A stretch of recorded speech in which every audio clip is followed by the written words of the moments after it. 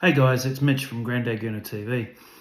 I'm getting a lot of people asking me why Arsenal. What was the reason? Why have I followed Arsenal for my entire life? And it's a good question. It's a really good question, and I'm going to take you on a journey. So, my stepfather was a fanatical Tottenham supporter, and living in New Zealand, and then obviously now I live in Australia, but living in New Zealand, every time Tottenham played a game of football, I was woken up and I was forced to watch. And I'm so happy that I was forced to watch. Now, in fairness, I was forced to watch Tottenham. But obviously, being that Tottenham and Arsenal aren't very good mates, in fact, we had each other's guts. The point is, I was made to watch Arsenal and Tottenham games. And to be fair, Tottenham weren't a bad side with, me growing up, being an old bugger. But I fell in love with Arsenal. I fell in love with David Rocastle. I fell in love with Paul Merson. I fell in love with Michael Thomas. I fell in love with the brick wall defender that is Tony Adams. But the player that I really fell in love with, and the player that had the most influence on me being an Arsenal fan, was the icon, Ian Wright. Now, there's a lot of fantastic Arsenal players that have come through this club. But for me, Ian Wright was, he was phenomenal. He was a breath of fresh air. My watching Arsenal goes right back to 1978. Talking about the FA Cup against Ipswich, and Ipswich beat us 1-0. And the following year, 1979, we were licking our wounds with Ipswich beating us the year before. And we played Manchester United. And even then, you could sense there was a bit of a rivalry going on. That was the start, for me anyway, of hating Manchester United. But it was because it was always through my development as an Arsenal fan. It was always Manchester United as our key rival. So there was that hate, but also that little bit of respect at the same time. It's quite interesting to kind of gauge that. In 1979, the FA Cup, we played Manchester United. And we were cruising. It was 2-0. Absolutely cruising. And then it was 2-2. And we literally, thanks to Alan Sutherland, who scored the goal in the last embers of that game, we beat Man United 3-2. And, just a fun fact for all you young Gooners out there that are just getting into Arsenal. So, fun fact, that final, that 1979 final, was actually known as the 5-minute final.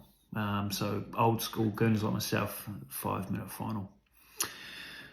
So, we've won a lot of trophies, all through the 30s, with some in the 40s, some in the 50s. Oh, man. 60s, First Division football before the Premier League. It takes me back to 1988-89. And that was at the home of Liverpool. It was at Anfield. Now, I'm going to set the scene. Liverpool were an amazing team. They were managed by Kenny Dalglish, a Liverpool legend. A phenomenal player in his own right. And Liverpool they'd smashed it the year before, and they were the favourites to go again. And on the last game, on the last day of the season, we had to play Liverpool at Anfield and beat them 2-0. The only way we were going to win was on points difference. So, set the scene. before the game, the build-up, the pundits that were following the game, the commentators, everyone was, well, Liverpool deserve this, and Liverpool have strived, and Liverpool are the strongest team, and Liverpool have done this, blah, blah, blah, blah, blah. Well, we beat Liverpool at Anfield in the last seconds of the game, thanks to Michael Thomas's goal. In your face, Liverpool. We took the championship off you and became the Division 1 champions in 1988-89. We did it again in 1990-91. And of course, we did it in 97-98, 2001, 2002, and of course, 2003-2004, the mighty Invincibles. So I'm used to winning growing up as an Arsenal fan. I'm used to 1-0 to the Arsenal. You know, this is a club that I love dearly. It's more than just a football team to me. It's more than just a football club to me. I really started connecting and resonating with Arsenal in September of 1991. And the reason why that is so significant to me, September 1991, is it's when David Dein, legend football director of Arsenal, signed, in my opinion, the most iconic player that Arsenal's ever had, in my opinion, and that is the icon, Ian Wright. Thank you, David Dein. And the why it's so symbolic and so important to share this for you young Gooners out there is that a handshake is a handshake. In those days, if someone shook your hand, that was a deal, it was done. And David Dein was relying on the owner of Crystal Palace, who was known to be a very honest man with high integrity. And a deal was always a deal. And David Dein rang the owner of Crystal Palace and said, we want to buy one of your forwards. And he said, okay, which one? And he said, well, what's it going to cost? And the owner of Crystal Palace said, £2.5 million. And so David Dein returned and he said, okay, Arsenal Football Club want to buy Ian Wright and we will give you £2.5 million. And to his credit, we signed Ian Wright, smashing the transfer record for £2.5 million. And when that happened, that really, it changed my life. It really did, because I've been following Ian Wright until he got his move to Crystal Palace. So he got his shot at Crystal Palace, which came, fun fact, young Gooners, Ian Wright did not play professional football until he was in his mid-20s to late 20s. Now, that's a fun fact because Crystal Palace gave him his opportunity. Now, he was mates with David Rocastle. They grew up very close together where they actually they lived. So they were friends. And David Rocastle was banging in goals for fun at Arsenal. And Ian Wright was out on the outer working out if he was going to become a professional footballer. And to Crystal Palace's credit, they gave him a shot. And he did great things for Crystal Palace until we signed him for £2.5 million in September of 1991. And Ian Wright, for me, Ian Wright defined me as growing up. He really did, because Arsenal was stoic. Arsenal were hard defensively. But Ian Wright gave Arsenal some polish. Ian Wright gave Arsenal some pizzazz. And man, he scored some crazy goals. Oh my God, he scored some crazy goals. Wow. Wow. That man has taken me on emotional highs and lows like you would not believe. He's just such a wonderful player.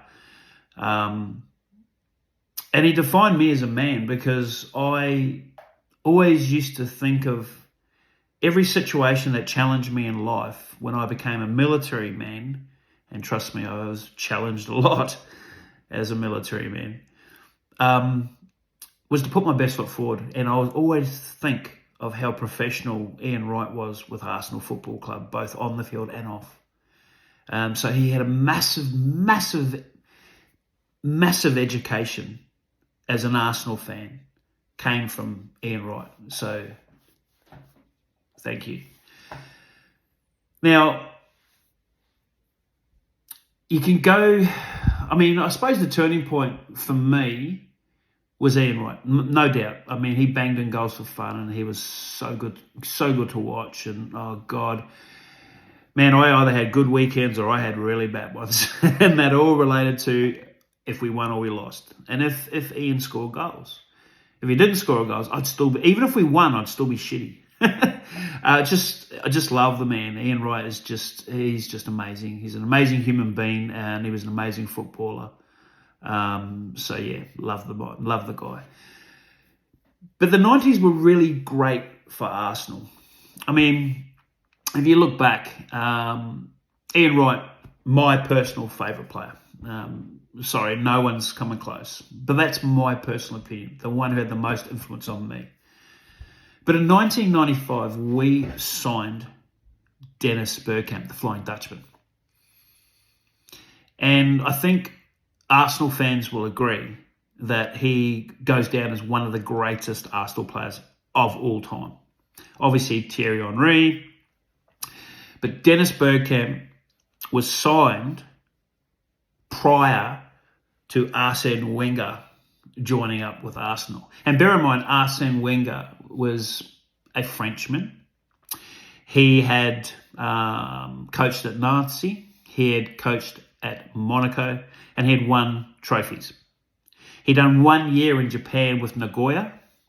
And he won 2 more trophies. But it was a really crazy situation.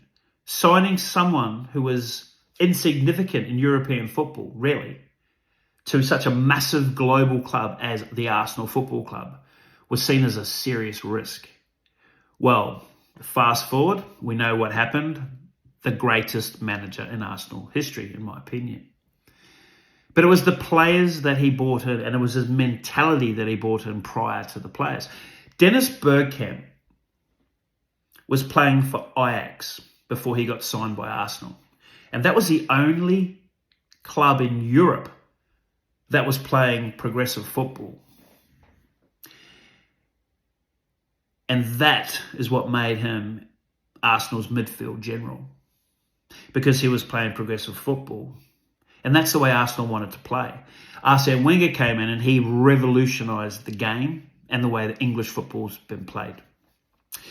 He started with the most important thing about a professional sportsman, and that is the fuel you put into your body. If you put crap fuel into your car, you're going to get crap performance. It's exactly the same with your body.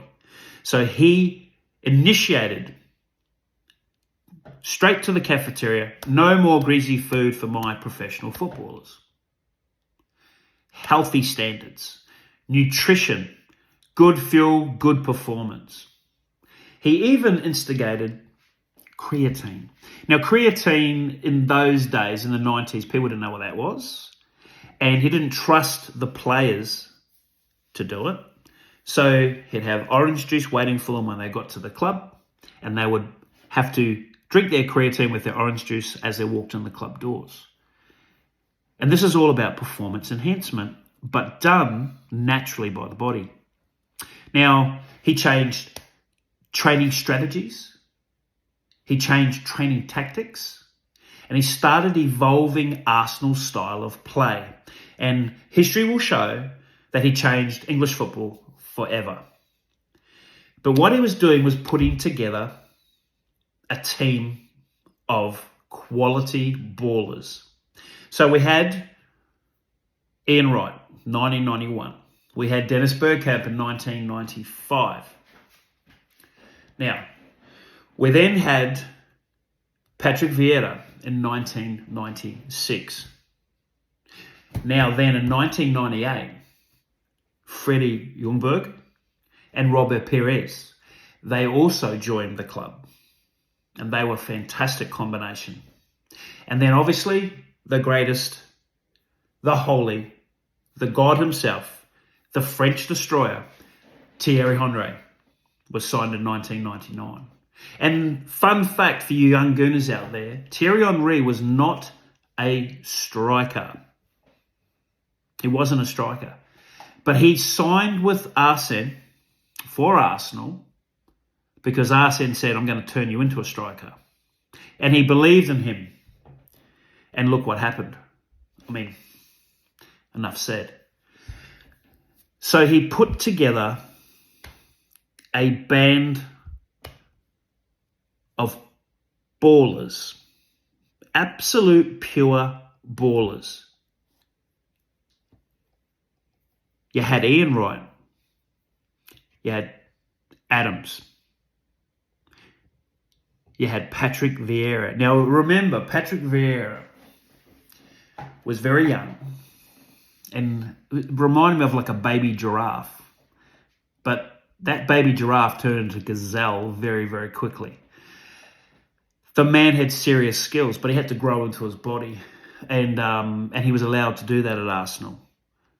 And so when you give players time to grow, time to learn, they can become very, very good footballers. So as you can appreciate, all the way through the 90s, right the way through 2001, 2002, 2003, 2004 to the Invincibles, I'm used to winning trophies. And it's quite funny because I look back on this experience as an Arsenal supporter and I bleed Arsenal. This is my religion. It always will be. And the thing is, I look back on how we're evolving as a club now under Mikel Arteta. And I'll tell you what, man, it feels really good. It feels really familiar. It feels really familiar because Arsene Wenger gave us as fans hope, playing a wonderful style of football, connecting with the fans, and making our players understand that we're important. And we're doing the same thing with Mikel. Mikel Arteta is a very complex man. He is a very astute tactician. And a lot of people don't understand what he's doing with his formations. But what you need to understand about Mikel Arteta is he's not thinking about one formation for this and one formation for that. There are multiple formations working in conjunction with each other all at the same time.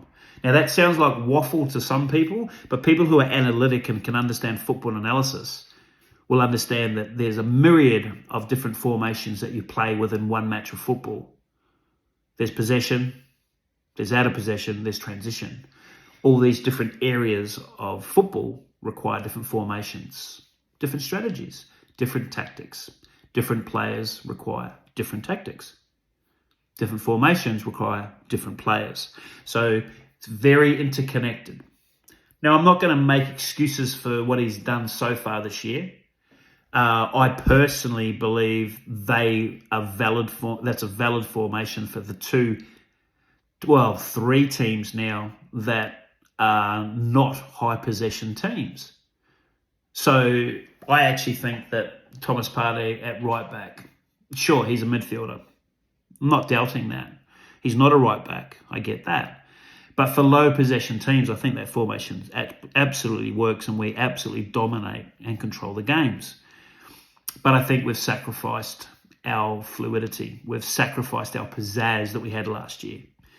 So,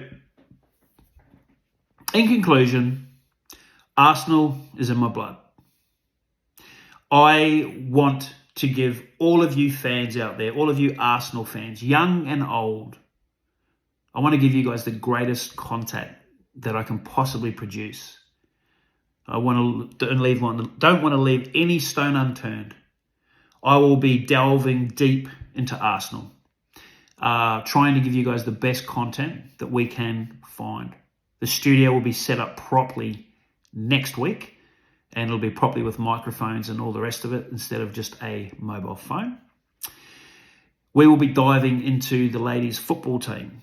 We'll be diving into injuries. We'll be diving into all kinds of things. I believe I may have some news I can share in the next couple of weeks. And if that does come to fruition, that's going to be exceptional for you guys. It's going to be exciting for me, but it's going to be really great content for you guys.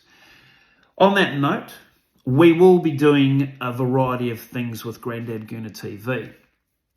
We will be looking into, obviously, transfer news. We'll be doing up-to-date news. We'll be looking into match reactions, opinions, banter, all that good stuff. The shows will be Monday, Wednesday, and Fridays, and it'll be 8 p.m. Australian Eastern Standard Time. Now, what I plan on doing is just doing shows until I'm finished. It's as simple as that. If there's lots to talk about, we'll keep talking. I would really love your feedback. I'd love you guys to DM me and get in on that conversation, because as football fans, I think we have a lot to offer. Everyone's entitled to their opinion, and hey, it needs to be respected. Doesn't mean I'm going to agree with your opinion, but your opinion is valid. And so I think on that note, we need to cover off. Mondays will be raw reactions from the previous game. We'll talk about transfer news. We'll talk about the latest news. And we'll talk about have a Q&A about Arsenal in general. And you guys can ask as many questions as you like. On Wednesdays, we're going to do the Aussie Top 6 show. And that's all about having super fans on who can share their opinions about their clubs. People who aren't that shy, camera shy, but are quite happy to give their opinions based on their clubs. I mean, I am an Arsenal man. I'm a football lover, but I honestly know that there are certain players in Man United. I know there's certain players in Liverpool, but I don't really go into depth. So that's where you guys come in as your club super fans, and you can share that information to the Grandad Gooner TV community. And I think that's really important to get your guys' opinion on that. So I am going to be looking for panelists on Wednesdays to permanently come on and share your love, your banter, your passion for your club in the top 6. Now, on Fridays, we're going to do the final third show. And the final third show is all about prospective lineups, any injuries, any news, and, of course, score predictions. We are going to be doing a lot of stuff with the rest of the football club in regards to the ladies' football team. I will be endeavouring to get some great content for you for the younger ages, the under 18s to 21s, and we'll try and get as much content for you. So if this sounds like your cup of tea, and you want to talk about Arsenal, or you want to learn about Arsenal, or you just want to just chat about football, this is the channel for you. Grandad Gooner TV is here. We are going to be launching in the next couple of weeks, and we're going to be here to stay. We're going to start where we're at, and we're going to get big fast. What we're about is people sharing their thoughts, their opinions, their points of view. If you think that is something you're interested in, smash the like, leave your comments. If you're keen on being a panelist and you love your club and you're not shy on camera, then DM me and let's have a conversation. Let's get you on the show and let's get you going. Let's get you going. Your love for your club, man. Own that. Own it. Real talk. This channel is for Arsenal Football Club lovers and also football lovers. I'm not going to agree with everything you say, and you're not going to agree with everything I say. And that's the beautiful thing about having a sports fan YouTube channel. So on that note, smash the like, comments, DMs, and until I see you next time, stay safe.